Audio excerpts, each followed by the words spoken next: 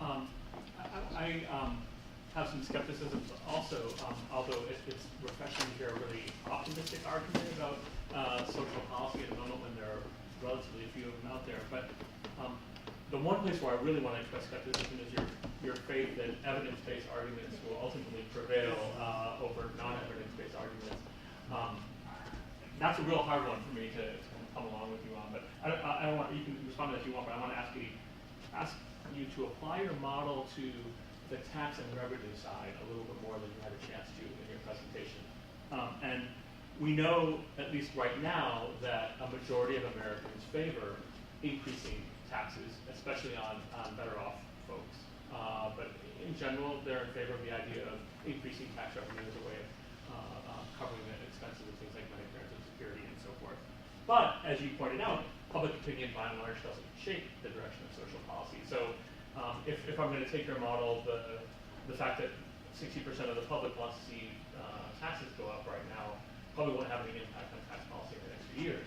So then we have veto points. On the tax and revenue side, VAT and mortgage tax deduction are pretty much non-starters because of the power of the interest groups and their sway over members of Congress. Big veto point.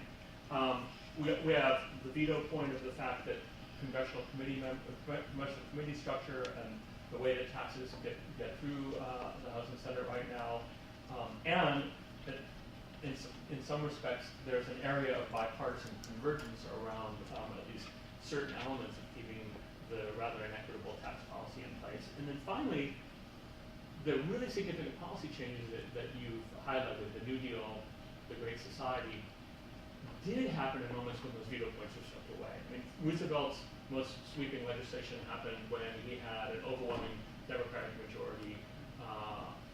Likewise, Lyndon Johnson had that one moment in '64 and '65 when he had a mandate from overwhelming re-election and a huge supermajority in both houses. So the big veto point that remains is it doesn't seem likely that in the near future, as you pointed out, we're going to have a supermajority that would make possible, even under ideal circumstances, a substantial restructuring of the tax and revenue side. So I guess my question is, how do you, even if I buy most of the rest of the argument, how do we get past that concatenation of veto points and the fact that public opinion on this is probably, if your model is right, inefficacious? Right. So set aside public opinion. My answer is essentially, again, extrapolating from the past. So in 2005, if you'd asked 100 social scientific experts that whether or not within 5 years major health care reform would have passed, they would have laughed. They would have said, not a chance in the world. There was no way to expect the Iraq War would blow up in the way that it did, sweeping the Democrats into the House in 2006, and then the economy would fall apart, really fall apart, right before the 2008 election, giving the Democrats a filibuster proof with the two, and Al Franken winning after 3 or 4 disputed months. Nobody would have predicted this sort of thing. So, the question is, it seems very unlikely that it's going to happen in the next 10 years, but would you really want to bet money that it's not going to happen in the next 30 years again, or the next 40 years? Who would have predicted that, let's say in December 1956, when Dwight Eisenhower had just been reelected, very popular president, who would have predicted that within 10 years, a very popular young Democratic president would be shot? There'd be an outpouring of sympathy on the part of the population.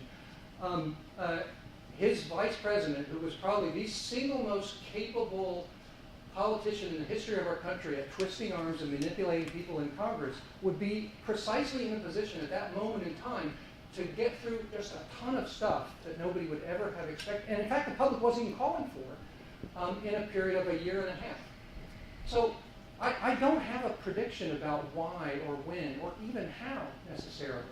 But the point is, if you extrapolate from the past, unless you assume that now really is different and have a story about why this sort of thing just simply can't happen again, or maybe, another alternative is you say, now it's different in the sense that there's real possibility that we'll now begin to go backwards.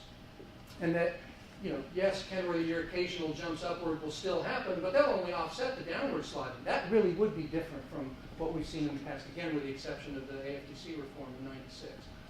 I guess I'll just add one other point to this, and that is that a non-trivial amount of the movement forward in social policy actually happens behind closed doors.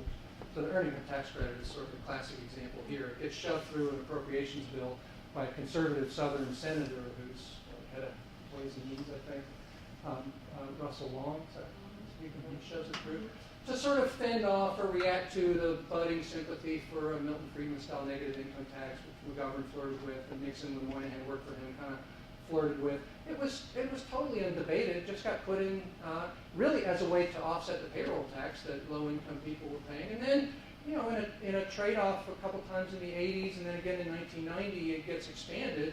And then again in 1993 comes a big expansion. It's not debated at all. It's just stuck into a budget bill, which incidentally gets passed only after a 50-50 tie in the Senate, but because the Democrats happen to hold the presidency, Al Gore casts a deciding vote. And now all of a sudden the earned income tax credit is indexed to inflation.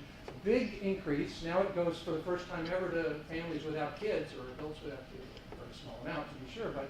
But so this is just one example, and maybe the most extreme example. But stuff happens for unpredictable reasons at opportune moments, and then lots of stuff happens outside the light of day. The S-chip expansion comes arguably at a moment when Bill Clinton is at his weakest in his presidency. I mean, maybe not quite at his weakest, because the impeachment stuff had died down, and he now had some more sympathy for that. He trades off a reduction in capital gains tax. I'm not going to necessarily say that was the right thing to do, but it does expand health insurance to a lot of poor kids.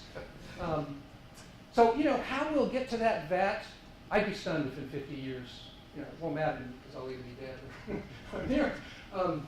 I'd be stunned if we don't have a VAT in 50 years. I don't know. I have no idea exactly the mechanics of how that'll happen, how that deal will get worked out, or if it'll even be a deal.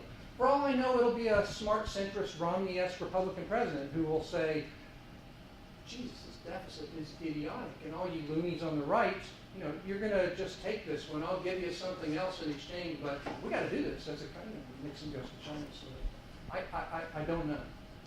But given the past, that's, I think, the wisest, the most reasonable prediction. Believe me, I empathize with your skepticism and pessimism.